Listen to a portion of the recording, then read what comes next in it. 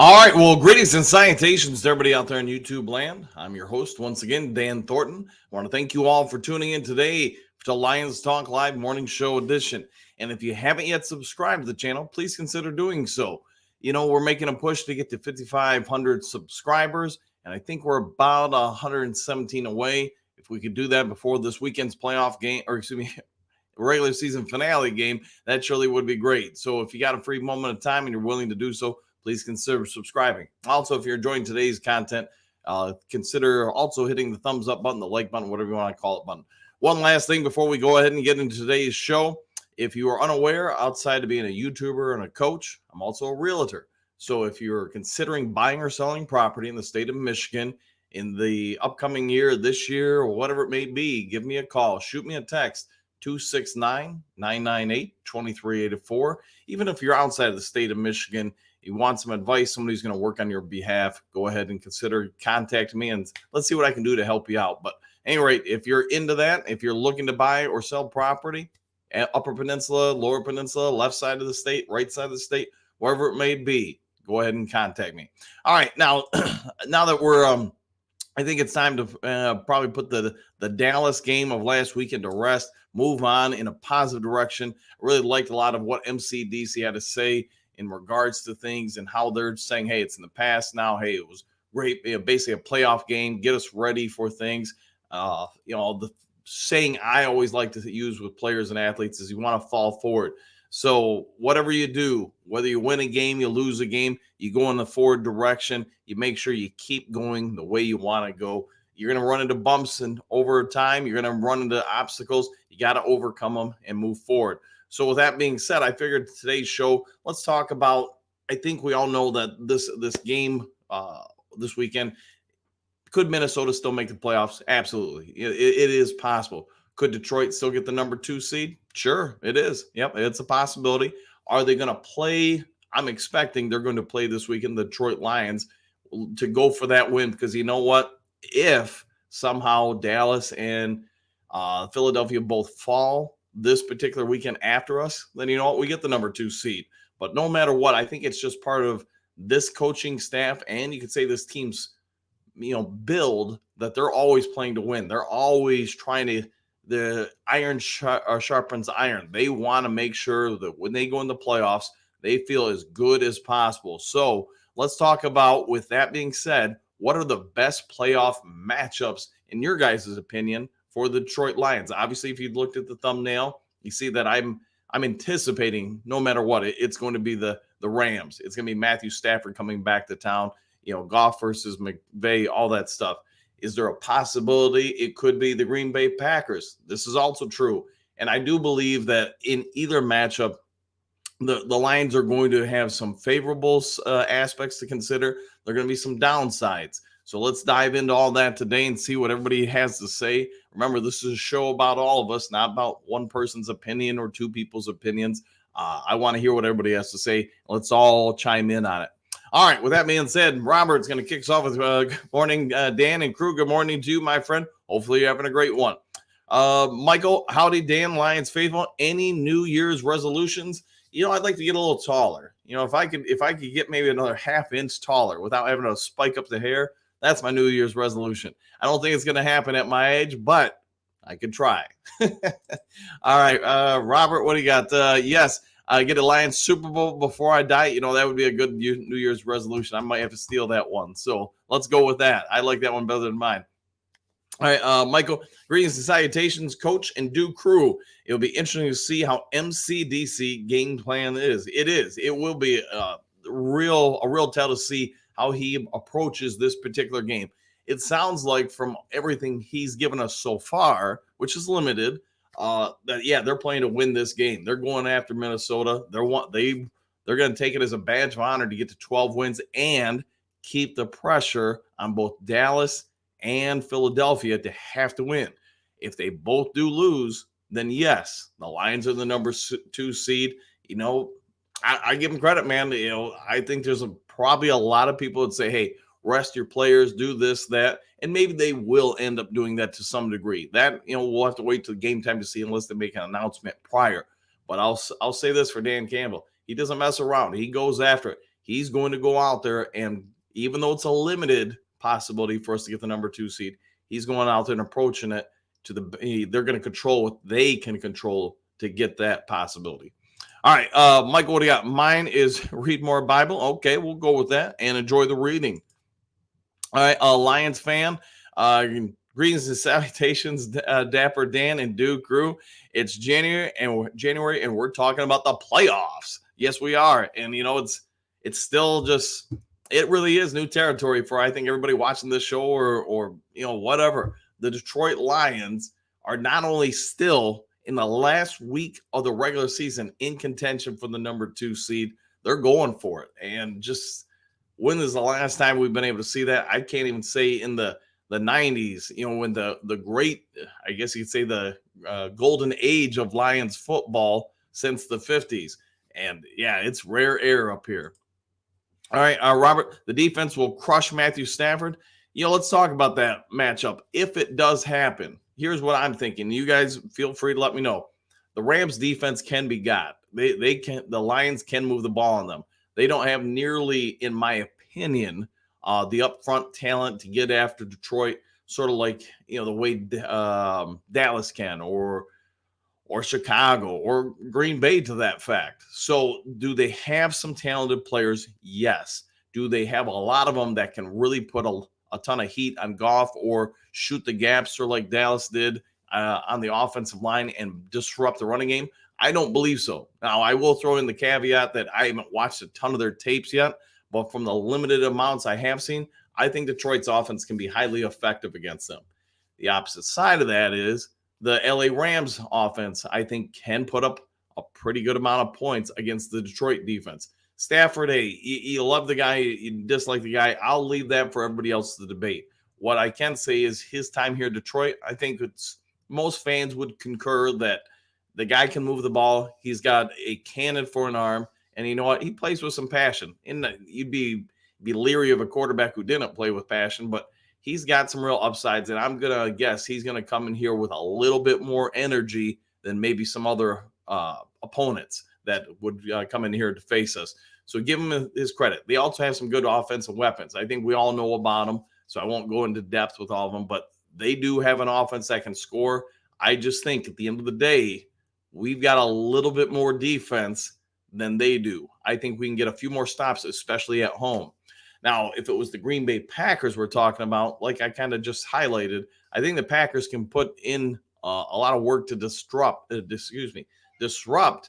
Detroit Lions offense. So it's be a great match either way. But I would say at this point, without doing a complete deep dive on things, I think the Packers would be a less ideal matchup than the Rams. All right, Michael, what do you got? Robert G, thumbs up. Okay. Eduardo, NFC title game or bust. I like that. Man. I might have to even use that in a thumbnail leading up to the first round playoff game. All right, Michael, Lions grit, as Decker said, now the league can fear us. Yes, and they should. I mean, the fact that they went into Dallas and, hey, all right, we lost. Let's move on from that. But the fact that they played that well, they held the Cowboys to 20 points, all these other metrics you can point at. And I think the Lions can play better than what they did. I don't think they played their best game by far. But you took on one of the NFL's better teams in their place, and they, basically they escaped by the skin on their teeth. So I'm with you, Michael. I think, everybody's got to be looking at the Lions as a real threat to any of the top contenders. All right, Drake, greetings and salutations all. I think the Rams might just be our best matchup. Okay, I'll go with that. Eduardo, the price of the Lions wildcard game is what the NFC title game prices were last year. Hey, there's high demand. You got a whole lot of Lions fans that have been waiting for a moment like this. And you know what? The Lions are going to bank on it. They're going to cash in. Whatever you want to say, they're going to go out after it and pent up momentum. Will it be like that again next year if that happens? Probably not, just because the demand, I'm guessing, won't be quite the same. But you know what? It's been 6-7 years since we've been in the playoffs. It's been 30 years since we've hosted a playoff game. Yeah, you got a lot of pent-up demand for those tickets. Well, I want to face Green Bay again, but their defense is so inconsistent. 1 week, their pass rush is unstoppable. The next week they have Bryce Young give up his best game of the season. Yeah, and hey, you roll the dice with Green Bay because, like you said, they're one thing one week, one thing another week. And I'll just say this: maybe they are the best matchup. You guys debate that. I'm just saying at this point, I think the Rams are. But also to your point, and it's a great one, Eduardo, that you get the Green Bay Packers on the right day, you might just have an easy win there. All right, Big Eddie. Good morning. Rams have some upside and some downside. I think we get them or the Packers. And I like the Rams game more than I like Green Bay, a third time idea. Yeah, I get that part too, because with the Packers, you'd be facing them for the third time. Both teams will know each other, obviously, incredibly well and detailed. It'll be hard to kind of catch them off guard with anything. So you're just going to have to go body blow for body blow and see who comes out on the other side. All right, Rob, good morning, Dan. What are your thoughts on Hutchinson hip tackles? He's getting called a dirty player. Not too long from now, they're going to call pressure attack. I wouldn't say anything about it. He's a defensive end. He goes in there, he tackles people. Yeah, I mean, if you're picking about how somebody tackles somebody, I don't think he does anything egregious or over the top, that you don't see throughout most of the league with other players. At the end of the day, this is football, guys, and everybody listening or who's a detractor. You're asking grown, large dudes to go tackle people, specifically trying to get away from them, and your single job is to get them on the ground. Now, if you want to talk about how you land and all this other stuff, I mean, the more nuances you put on it, it just makes their job harder and harder. And I can only say, from my standpoint, I haven't seen anything dirty out of them whatsoever. So if somebody's got some sort of smoking gun tape or whatever that I haven't seen from watching the games live, I guess I'd go ahead and look at it and try to keep an open mind. But no, I've not seen anything out of them. Eduardo, I have a lot of faith in this team after what I saw in Dallas. Yeah, and I think we all should. They put up a heck of a performance, both sides of the ball. Coaches, players, everybody should feel pretty proud about that performance. Robert G, in my opinion, you will see some highly physical play from the Lions in their first playoff game. Oh, 100%, man. I think both teams, you always hear people talk about, the hitting's different. Everything's different in the playoffs. And I think they're right because both teams understand you either survive or you're going home. Season's over. And, some people try to say there's a monetary reward for the wins. There is for sure. Is it over the top high? Does anybody really make a ton off those games? No. At that point, you're playing for pride. You're playing for your chance to get your ring, your legacy, whatever you want to say. So, yeah, that's where I think the bulk of the playoff performance comes from. So, yeah, at the end of those games, unlike regular season games, yeah, those bodies are going to feel it 100%. Eduardo, I seriously think this team will be more motivated than ever to get a rematch with Dallas. Yeah, and you have an outstanding point there. Whoever the Lions face off with, I think the Lions know they go into that game, they got a real good chance, potentially, if Dallas does have the number 2 seed, that they're getting a ticket back to Dallas and a rematch with the Cowboys. Yeah, I think that's on a lot of people's minds. All right, Mile Marker, good snowy morning. Good snowy morning to you too. Mile Marker, where are you at? I haven't looked outside yet today, so I don't think we have snow, but I could be wrong there. All right, Jess, what do you got? Hey, y'all, love this channel. Let's take care of Minnie first this weekend and then get ready for the Rams or whoever. You are correct. Yeah, you got to get through this weekend, and I really want to see how they're going to approach it, from both teams' standpoint. Minnesota laid an egg. I think most of us would agree their performance last weekend in a must-win game against Green Bay. Man, that I was really surprised the game was that non-competitive. So really, I'm almost expecting Minnesota to have quite a letdown here because the chance of them getting in, while there's still a chance for them to make the playoffs, it ain't good. It ain't good by any stretch. So I'm almost thinking a couple things early in the game don't go their way. You might just see the season end right before your eyes for the Minnesota Vikings. Eduardo, I think our O-line struggles with front sevens that have speed, and the play calling doesn't help. Yeah, I would agree with you that I think Ben Johnson, and I get he's still evolving, growing as an offensive coordinator. I do think he's got to do some more deep diving and development. Maybe he's holding something out for the postseason. I just think Yeah, he's got to recognize when other teams, so like Dallas, like Green Bay, like the Bears, when you have a bunch of guys that are physically capable of dipping and swimming and getting into the gaps between the linemen, you've got to try to make sure your play calling puts everybody on offense in a better advantageous situation. So hopefully he's learning from that. All right, Phil, greetings and salutations. Same to you, Philly. Love you, and I hope you're having a great day, man. All right, George, greetings and salutations. How long will our starters play Sunday, Coach? Any word? No official word. MCDC just said, hey, everybody's playing. And that's really all he left with it. So I'm guessing, and that's all it is, that they're going out and they're going to try to play to win at this point.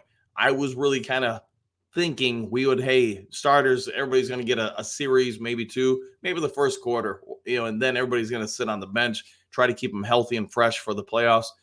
But it does sound like MCDC has a different approach. He wants to go out and get this win and keep the pressure on Dallas and Philadelphia. So if they both trip up and fall, Detroit is the number 2 seed. Phil, live long and prosper. Same to you, my friend. Hopefully, you're having a do one. Eduardo, we ball regardless. I'm not worried. All right, I'll go with that. Friends, good evening from Germany. Who is our best postseason matchup? I think it's the Rams personally. But I mean, heck, if Minnesota gets in, could you make a push for them? Although, be fair, I don't know, man. I mean, I think there's no real super ideal matchup for us. The Rams, in my opinion, are probably about it. But I think all the teams that we potentially will face in the first round, they all have some pluses and minuses, some ways they can really hit us, and some ways we can really, gash them. So you're splitting hairs, I think, between the options. But if you guys have catching something I've missed, by all means, throw it at me.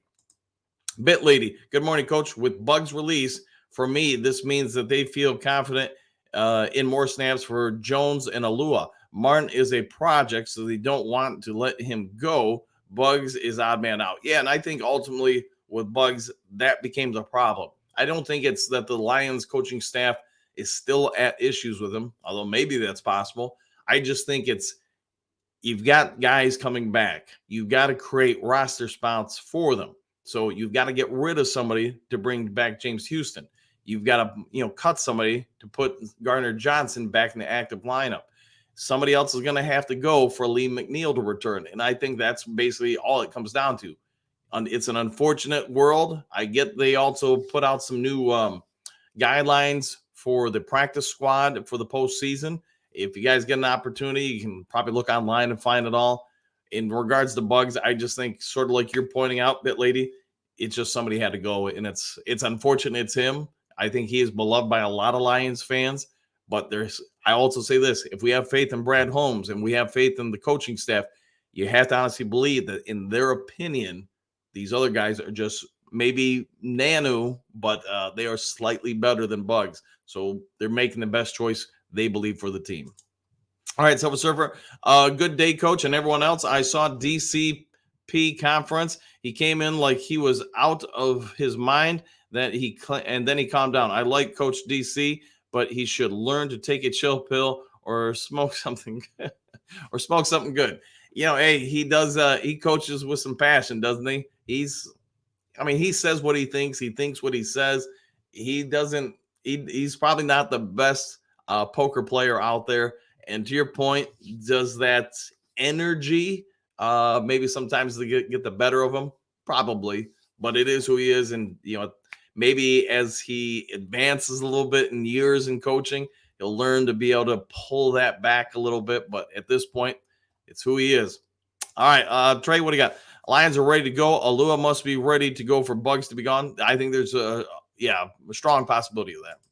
All right, Eduardo, I think Goff and JMO need to work on timing for slants because every time Goff throws it behind him. Yeah, and there's probably more work in that needs to happen between those two. And it does sound like Jameson Williams. Man, I didn't realize this. Watch the game Saturday. He rolled both ankles on one play. So man, I get when he caught that bomb, he went to the ground, but rolling both on the same play, that's hard to do. And it'll be a real tell. I would anticipate they don't play him this weekend just so they can rest those ankles up for the playoffs. But I could be wrong. All right, Phil, isn't this type of thing what caused the rift with the Ford family, resulting in 30 years of bad calls? I guess you could be onto something there, Phil, for sure. It definitely could be. So we'll see where it goes with it, though. But the Fords, to your point, are trying, or Ford Hamp is trying to do what she can to try to get rid of so many bad calls for the Detroit Lions. Let's go with that part. All right, Eduardo, what do you have? What have you seen that this defense has done differently in the last 3 to 4 weeks?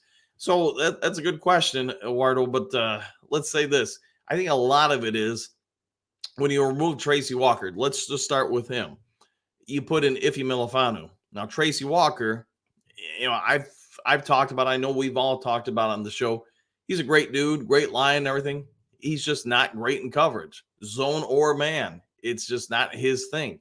He really would be better off getting moved to a weak side backer position. He would have to put on probably 10 to 15 pounds to make that happen. And that would have to be 10 to 15 pounds of muscle, by the way, not just drinking 20 Mountain Dews a day. So by bringing in Melifano, you now increased the flexibility of the defense. You now can play, instead of when Walker's out there, you're basically playing zone all day. And we all could see what teams were doing to us. If you couldn't get initial pressure quickly, we were talking about all day, what quarterback can't be successful against the Detroit Lions defense when you give that quarterback 4 to 9 to 10 seconds to throw? It's just you can't find a quarterback in this league that's they're that bad where they can't complete passes in that time frame. So bringing in Iffy, you now can play some man, some zone. You can mix things up and even try to cause a little bit of pause out of the quarterback as he's having to read the defensive assignments and where the openings are, basically. You've also brought in a little bit more blitzing at a higher rate. And early in the season, we did blitz more. It just wasn't very effective usually. Where the last 3 to 4 weeks, it's become much more effective. They're blitzing from odder places. They're catching teams off guard with it. And like we said, with the coverage schemes, you're playing now a lot more man versus before when you were playing a lot more zone. And it does mean quarterbacks have to throw into tighter windows, which is why we're also getting more and more picks and turnovers. So it's a cumulative effect. I would say, though, Ife Milifanu versus Tracy Walker is the biggest factor, in my opinion. The other part is you're calling more aggressive defenses. And you know what? When you call more aggressive defenses, yes, you do get burned sometimes for bigger plays, but you also put more heat and pressure on quarterbacks to get more hits on them. And as we've all talked about on this show 1,000 times, you start hitting quarterbacks more and more, they start making mistakes. And ultimately, that's been the difference, in my opinion, of the defenses. You're getting more turnovers now as a result of the coverages, which are leading to more turnovers. All right, Jerome, good morning, Coach. MCDC appears to be fired up for our playoff run, and I really trust this coach. Yeah, and I think we all should. He's, I think there's not going to be many people watching this show or in the NFL that would say, I wouldn't play for that guy. I just think he's got that kind of personality. And we've talked about it. He's not an offensive coach. He's not a defensive coach. Those aren't his things. He is a motivational coach. And you know what? Whenever he decides to stop coaching, he's probably going to be a motivational speaker, or one that's people are trying to hire to come in to do that kind of stuff, because he is a leader and he is a motivator. So I would say this, Jerome, you're 100% right. He's pumped up. He's ready to go. He's going to probably have this team take the field and look to take out some frustration on the Minnesota Vikings. And from there, I think it self-motivates. I've never met a kid. I've never met a player, any age, gender, any country that I've ever coached in or whatever, that when the playoffs come, they don't want to be there. So take care of this weekend, get through it, and man, get some stuff ready for whoever you're going to face, because I think that's going to be just fun times for all of us. I mean, I'm taking the day off every one of my jobs for that playoff game, because I'm going to be primed and ready to watch that. We've all waited forever for this moment. The players have waited for it. You think it's somebody like Taylor Decker, Frank Ragnow, Jalen Reeves-Maybin, and all these guys. They've waited forever for these moments. And you know what? They're going to bask in it, and they're going to be ready for it. All right. Uncle Butts. Boy, I always kill this one. Sorry, man. Why is it if they are indeed a quote sports entertainment company, they are allowed the Bong brothers, Buck and Aikman, to have a job broadcasting? Mean Gene would be a better fit. I love me some Mean Gene Oakland, and I thought that dude was great at what he does. They are sports entertainment. And this is just my opinion. I did my piece on it this week. You guys can take it for whatever you want. I don't think they try to get the players or coaches to rig games. I don't believe that. Now, could it be that, Vinny and Tony from the mob get a hold of some guy and say, hey, maybe if you drop a pass or two, or maybe if you fumble the ball here, we'll take care of you. I hate to say it, man. It's always a possibility in any sporting contest. That being said, I don't think the NFL directly tries to get players or coaches to rig games or fix games. Do I also think there are moments where if the right situation presents itself, that the NFL has a vested interest in perhaps pushing for a particular outcome of a game? Hate saying it, man, but when you cover something like most of you guys know, I've covered sports since the late 80s. And it's if an asterisk moment happens once in a blue moon, you know what? That's just a law of averages. Asterisk moment, something that's unexplainable, you never see again type thing. That's one thing. When you start seeing it, say 2, 3, 4 times across the season, and not just in the NFL, but in other sports, that's mathematically incredibly hard to do. So now when you apply it to just one particular franchise, somebody talks bad about somebody's mama, and somebody in a power position or position of authority is going to take their pound of flesh, is what I'm going to say. So take it for what it's worth. But I do think ultimately NFL, NBA, MBL, whatever you want to say, I think they're all fairly legit, but it doesn't mean at certain moments in time they don't do things on their own best behalf. Let's end it with that. All right, Eduardo, I'm not worried. We will smoke whoever comes into Ford Field. I like that, man. And I think that's the way we should all feel about it.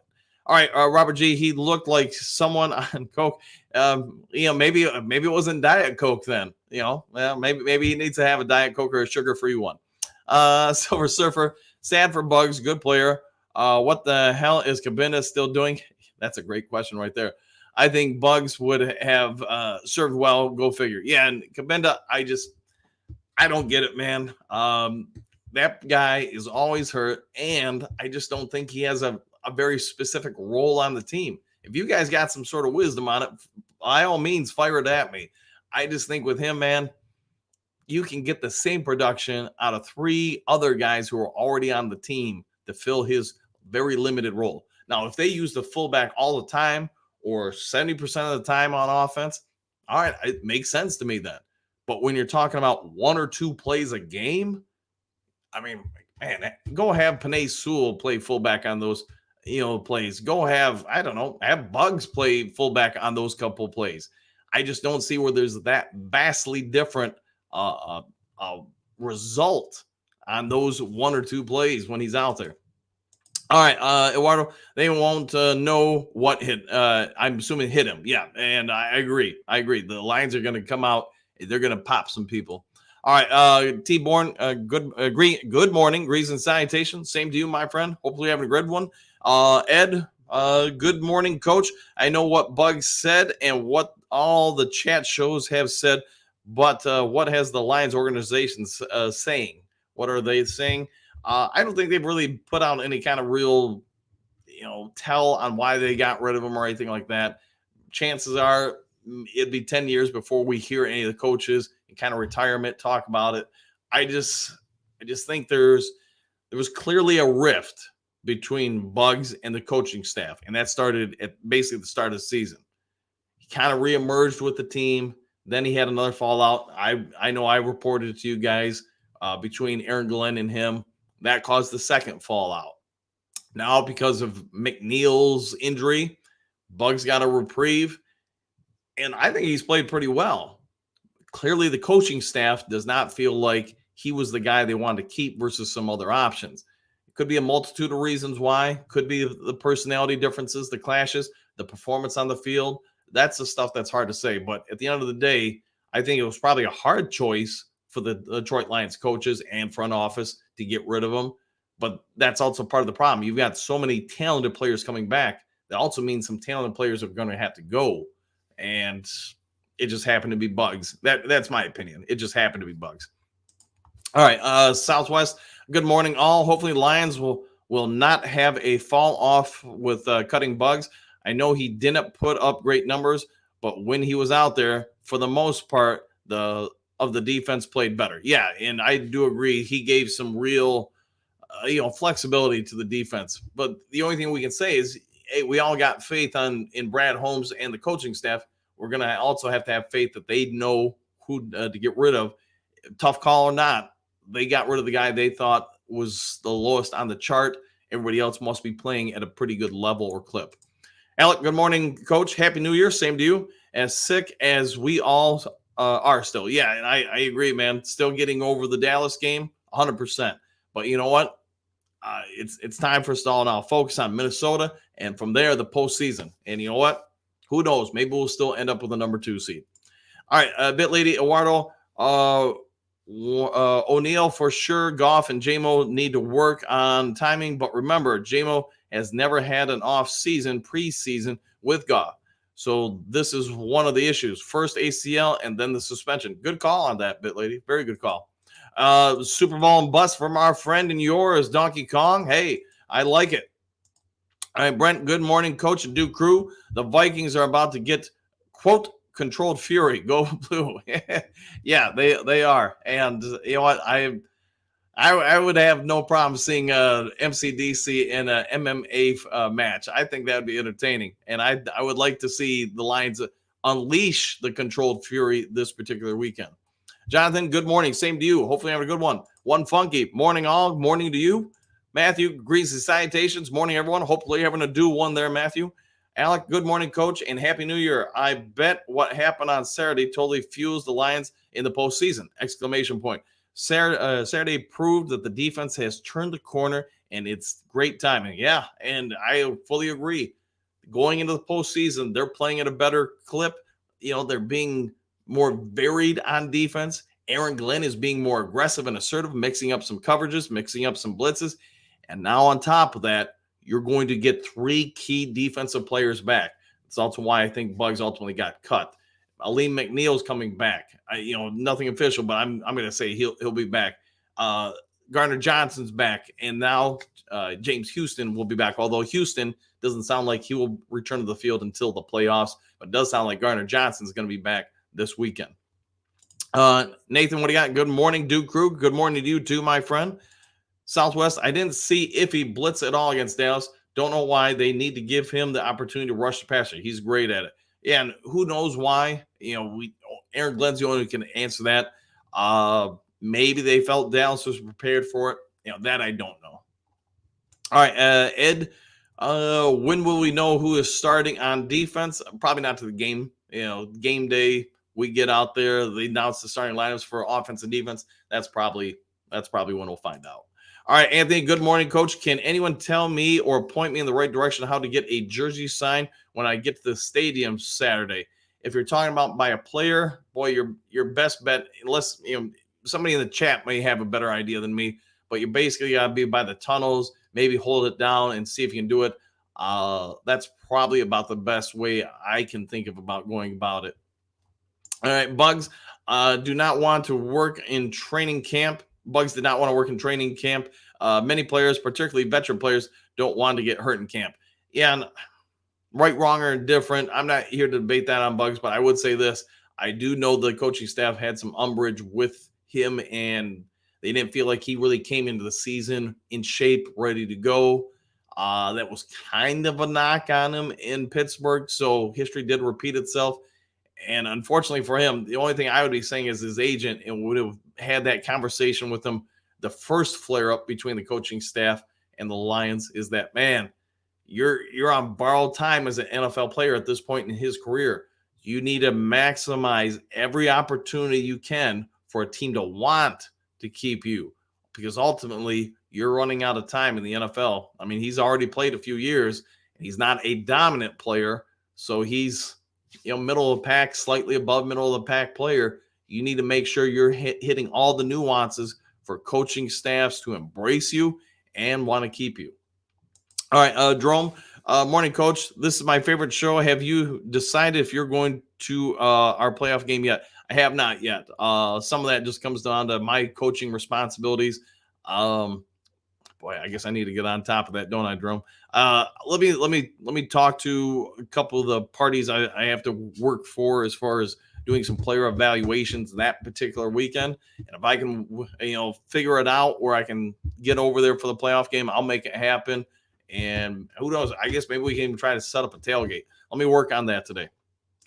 All right, Eduardo, we should be taking deep shots with JMO at least once a quarter. It doesn't have to be completed, but look at what the Steelers are doing with Pickens. Yeah, 100%. Yeah, it does change defensive schemes for sure. I agree with that. All right, Southwest Lions need to fortify their offensive line for next year. Yeah, and I think that's one of the reasonable expectations we're going to get out of it. Donkey Kong, bye Bugs. Yes, he has gone bye. Robert G, anything is possible. I concur with that. Ed, if the Lions are in command of the game, do you rest more offense players or more defense players?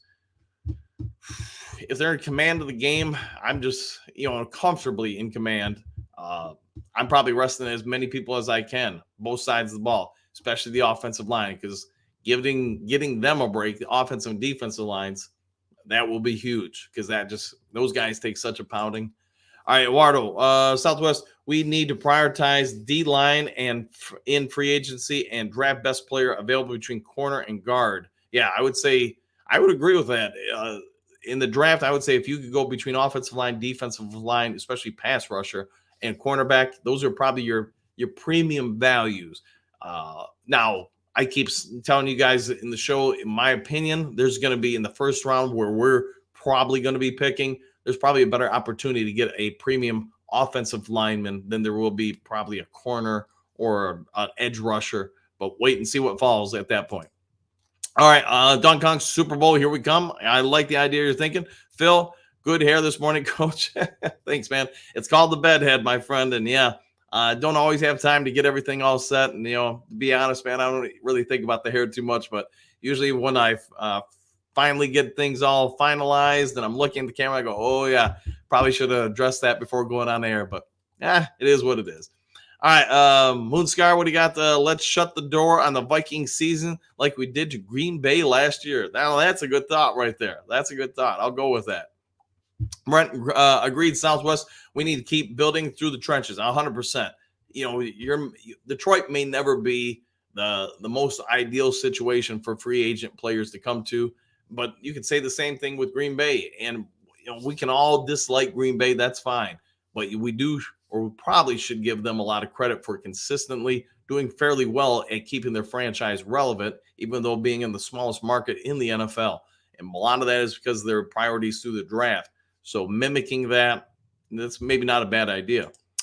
James, we got good morning, Duke Crew. We need more JMO deep plays and not just one. I agree. They should be building that in on I don't want to say regular basis, but fairly frequent. How about that? Because it does alter what the defense can scheme for and how they play us. So I do agree with you. And I think you got a good thought there.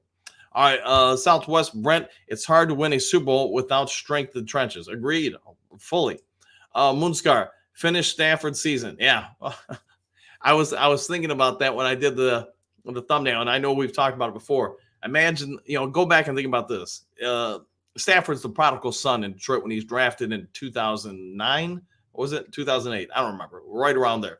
He's prodigal son. Everybody's saying, hey, he's going to bring the first playoff victory to Detroit in Ford Field. He's going to do it. And if he does it because he's a quarterback of the Rams and helps the Lions win, boy, wouldn't that be something? Correct. Call that the Lions get the first playoff win because of Matthew Stafford. So just a thought for you guys. All right, Boo Boots, what do you got? A good morning, Duke Crew, to win or not to win? That is a question, at least for this weekend. No if, but why? I think the only reason, other than you just want to play to win the game, the only reason is to keep pressure on Dallas and Philadelphia that they have to win in the later games. Otherwise, we get the number 2 seed. Robert G, I'm liking the Rams matchup. They will be jacked to take Stafford down. Yeah, and I'm looking at it from that standpoint. I'm looking at it from a schematic standpoint. Don't get me wrong.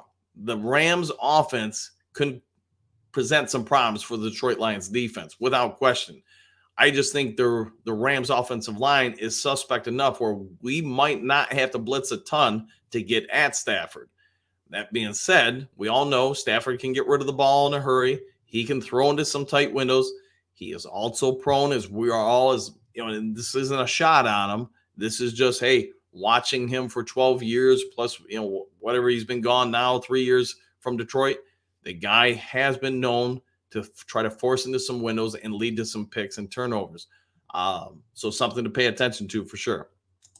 All right, Eduardo, New York almost beat Philly the first go around, and Philly is talking about resting starters. Washington is cleaning house, so they don't care about draft picks. So they care about draft picks. We'll see what happens. I mean, hey, I guess I'd be looking at if I'm New York or Washington the same way the Lions did last year. You got a chance to spoil somebody's season.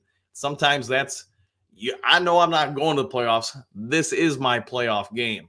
And that's how I'd be approaching it if I was the coach. So I think you might have very competitive games there because everybody knows this is my last game of my season. I've got a chance to spoil their season. That's motivation enough for me because you know what? I got a lot of time to rest after this game. Any trick play, I've got nothing to lose as a coach. Let's go for it on 4th down. Let's go for it on 4th and 10. Let's run this trick play, that trick play. That's the advantage the Commanders and New York have in this game is that they don't win. Who cares? I mean, they're not, tomorrow's still clean out the locker room day. All right. Jason, the refs have motivated this team beyond belief. Watch out, NFC. This is a chip on our shoulders. I would agree with that, Jason, 100%. Yeah, I think a lot of the guys are going to take it personal. This game, the first playoff game, I think they may say, hey, we need to get through these games to set up that rematch in Dallas, and we're going after Jerry's world. Ed, I like the Rams matchup, not because of Stafford, but because I think the Lions can pass against the Rams. Agreed with that a lot. All right, Southwest, I'm not worried about who the Lions play. I'm more concerned with how the Lions play. When they play their best, they can beat anybody. That's a good take there, Southwest, 100%. Anthony, I don't think it's really going to matter who we play. We are not afraid of anyone. No, yeah, I agree. I don't think we're afraid of anyone. I'm just trying to think from a personnel standpoint, who are the better matchups. All right, Jerome. Good morning, Coach. Can we beat anyone we face? We can beat anyone and face in the playoffs. We are ready. Agreed, 1,000%. Miles, Coach, do you think fans will freak out if we lose to the Vikings? I'd rather keep safe our top players. By the way, I think Goff would be fine against Stafford. Yeah, and I think to your point, Miles, I probably would be leaning that way about resting players, at least after a drive or two. I'm just getting the impression from MCDC's presser, he's not taking that approach. He's going out to win to keep pressure on Dallas and Philly because he does not want to have a situation where, hey, we rested everybody, we gave Minnesota the game, and then he finds out Dallas and Philly both lost. Now we don't get the number 2 seed. All right, one funky. I'm a little salty. I want Philly to win and Dallas to lose. I don't want Dallas to get a home game. There's that side of it too. There is that side of it too. So we'll see what happens. I didn't really thought about that one, man. Southwest Lions, Minnesota has something to play for, even though the odds are slim. They still have a way to make the playoffs. Yeah, and I'm thinking, man, they really laid down against Green Bay because if they win that game, I think they probably would have gotten the postseason. But they didn't. They played not the greatest. So I think if the Lions can jump on them early, you might just see the Vikings implode. Ed, I'm rooting for the Bears to beat Green Bay. That's a strong possibility. It could happen. Moonscar, I agree, Ed. Bears over Packers. We'll go with that for now. Robert, a healthy team is going into the playoffs is the best thing for the Lions. Woo! Yeah, staying healthy, 100%. So that's why I would be really, I guess, at odds with myself over to go for the win this weekend or just to rest people, focus on the postseason. We'll see. We'll see what ultimately MCDC chooses to do. Southwest Dallas getting the late game while Lions and Philly are playing early. I suppose this is a way for the NFL to get more eyes on the Cowboys watching the game, assuming Detroit and or Philly wins. Correct. 100% agree with that. Michael, can Dallas not get a home game? What is that scenario? If they lose and do not get the NFC North, the East, then yes, they would not have a home playoff game because they would fall to second in the second in the division, number 5 overall in seeding. Doug, what do you got? Good morning from Woodstock, Ontario. Okay, Lions fans since 75. Well, welcome. Hope you're having a good morning, my friend. Southwest Dallas doesn't get a home game if they lose and Detroit or the Eagles win. I'll go with that. Yes, that is correct. Silver Surfer, I am going to repeat myself. I like DC. He is everything but a meathead. On the contrary, I see him as being very cerebral, but his on the field decisions are guided by his ego. Kick the dang thing. Yeah, I think there are times he gets a little too emotionally invested in the moment and just needs to take a moment of pause. Philly plays at 4:30. I just checked. Yeah, I think Lions play first, Philly, and then Dallas. Somebody can let me know if I'm right or wrong on that. Trey Rising, I think any team coming into Ford Field is going to have a hard time with the crowd. 100% agree with that. And Grand Rising to you too, Trey. Hopefully you have a good morning. All right, let's see. Silver, and give some trust into your defense and take the pressure off the offense. I agree. Ed Stafford gets rid of the ball fast, but he is not mobile, so this would be an interesting matchup. Yeah, and he's got some weapons. That's kind of my point. He does have some weapons to throw to. He's not as mobile as he once was. He's also taken a lot of shots in his career. Unfortunately for him, the wrong shot could put him back on the sidelines, and I know that's not really his mentality, but yeah, his body's endured a long NFL career. One funky, Michael, if Philly wins the division, Dallas is number 5 seed, no home game. Agreed. Lion King, we don't want Matthew Stafford rolling into Ford Field. I'm telling you, he will outshine Jared Goff. Maybe, but it just comes down to which team wins. And I just think, there's good and bad about both teams' matchups with the other one. And to me, it comes down to who's the best matchup out of the options for Detroit. And they're all the options that I can think of are going to see some rights and wrongs for both teams. And I'm just thinking you're splitting hairs with a lot of this. The Rams might just be the best option for you. Doesn't mean that, any disrespect to them. It just means when you look at the other options, maybe they're the best one for Detroit. All right, Southwest, a fake punt against Dallas was a thing of beauty. MCDC should have been content with a field goal after pulling that off. I would probably agree with you on that. Yeah. Michael, has anyone seen the Dean Blandino video where he dresses in blue with a Lions hat on and acting like he's one of us saying we and us? It seems very strange. No, I'll have to check that out. I have not seen that. Southwest Michael. Okay. Doug, good morning, Dan. Win wild card and then go get Dallas. I agree with that. 1,000%. Southwest Michael, I saw the Blandino video. I almost wondered if he was an impersonator. Seems like they are mocking the Lions with that. It was funny. NFL was looking more like WWE every day. Yeah, I haven't seen that video. I'll have to check it out. I did see, I was driving to coaching responsibilities yesterday, and I was listening to, I think it was Dean Blandino on the Dan Patrick show talking about stuff. And just because obviously he used to be the lead official in the league forever, I wanted to hear what he had to say on it, and I thought he had some good takes on the Dallas situation. All right, Brent, I think the Lions win their first playoff game no matter who they play. Ford Field will be crazy. I agree with that, both of those topics. All right, Southwest, I don't get the doubling of CeeDee Lamb as well as the Lions defense played.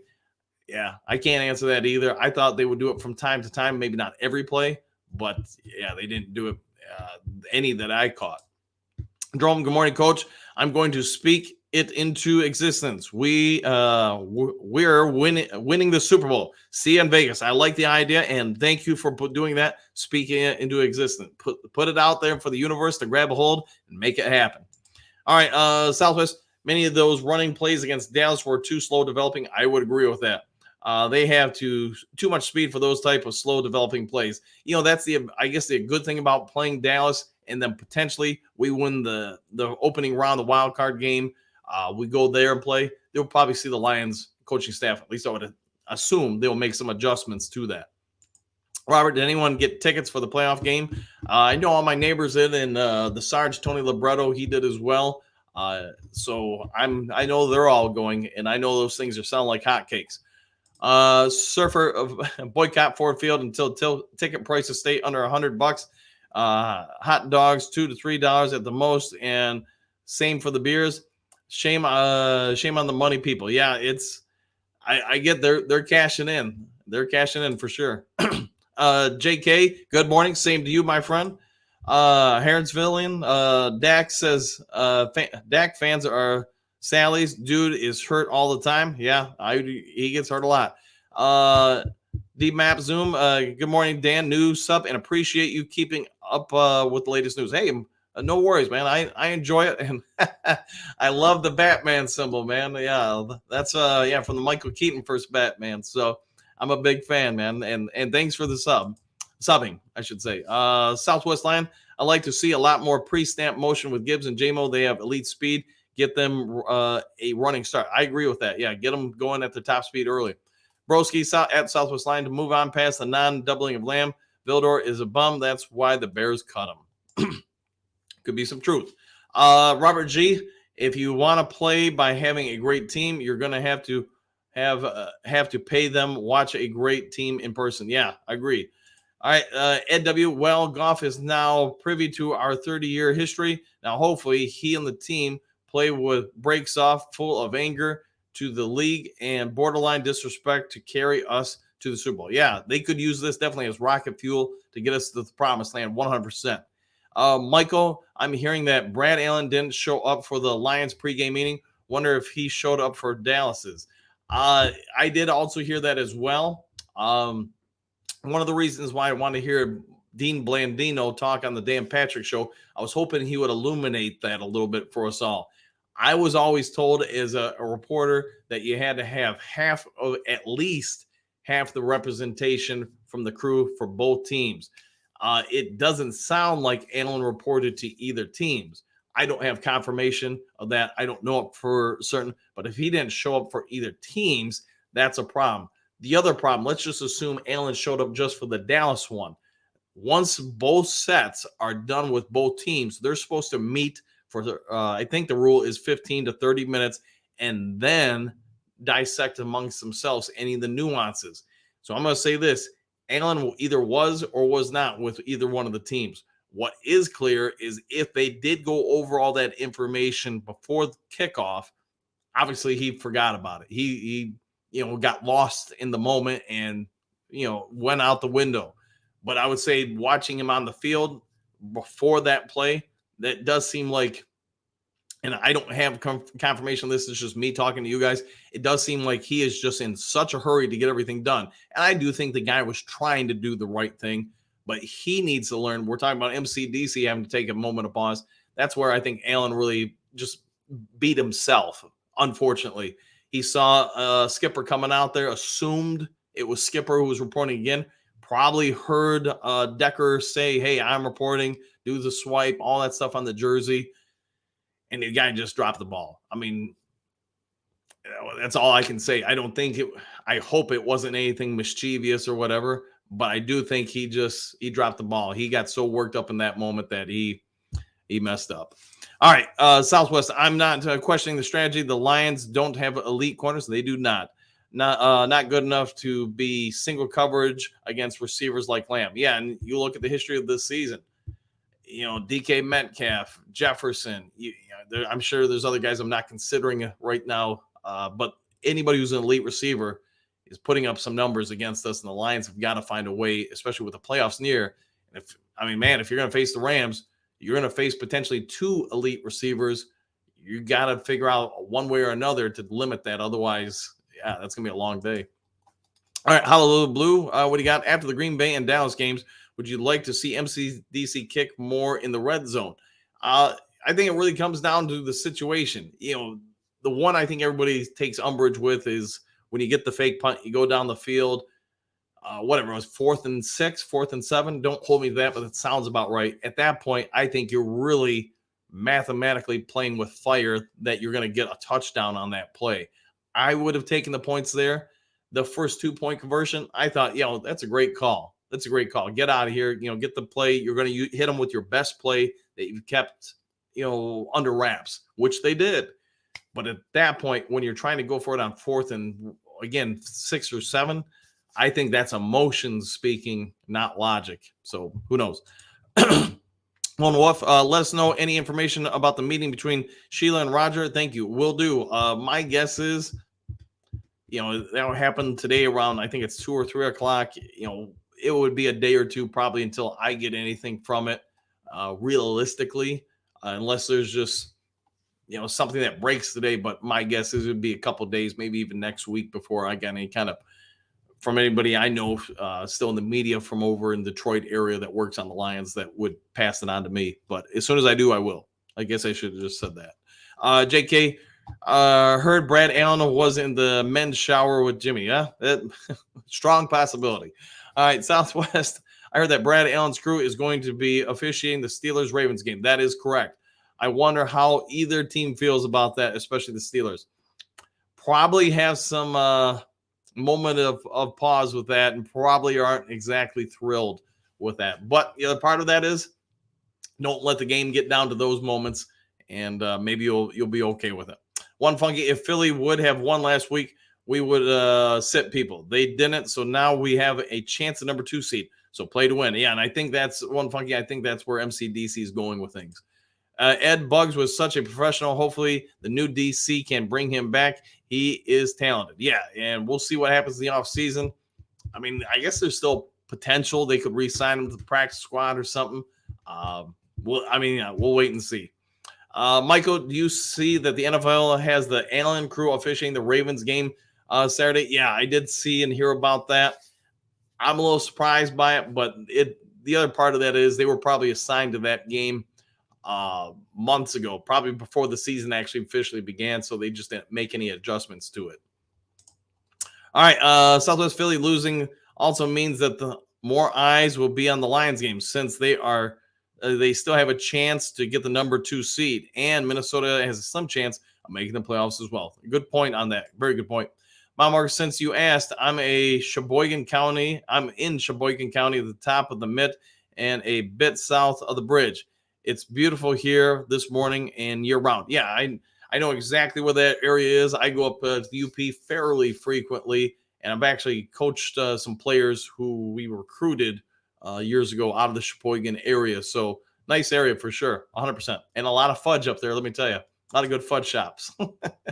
Southwest, Scott, good morning all. Did anyone hear MCDC's radio interview when he made them say what they are thinking? Love that he called them out like that. Yeah, I did. I hear aspects of it. And you know what? He's wired a little different, ain't he? He will talk to people. Rich, I don't understand why we let Buggs go and kept Will Harris. That is a good question. And one, Rich, I don't have an answer for. That is still to this day, the fact that Will Harris is on the Lions roster. That is one of the greatest mysteries confronting mankind. We'll put it that way. Robert at Southwest Philly plays the late game. Correct. Yep. Southwest Robert, I understand. I stand corrected. You're right. Philly also plays late. Correct. Dr. D is now in the house. Yeah, another 30 years of bad calls. It might be. Yeah. Ford Hamp might be adding to the problem, not helping it. But you know what? I give her credit for at least going over there and she's not staying silent. She's going after it. She's trying to get things fixed. Robert, no worries, just saying. Agreed. 30. Yeah, I knew where you're going with that, Dr. D. All right, One Funky, please stop calling her a Ford. No one called Martha a Firestone. Sheila doesn't use the Ford name, so this fan base needs to stop doing it. Yeah, it's just, sorry, man. It's just built into me. I don't try to do it. It just happens. Tracy Walker, correct. If the Vikings game is musical chairs, I'm thinking they're going to go back to Mullins. It sounds like they've already made the choice. They just haven't announced it. But, whoever they get is whoever they have. All right, guys, it's been an hour. I got to make sure I don't run as late as I did yesterday. So I got to get out of here for now. If you haven't yet subscribed to Lions Talk Live, please consider doing so. Trying to make a push to get to 5,500 subs by kickoff. I think we're about 110 away, something like that. So if you do your part to help out with that, I surely would be thankful. If you enjoyed the video, please hit the like button, the thumbs up button. If there's some breaking news later today, I'll try to get on the mic as fast as possible. Otherwise, I hope you all have a great one. Take care, and we'll see you on the next Lions Talk Live. Take care, everybody.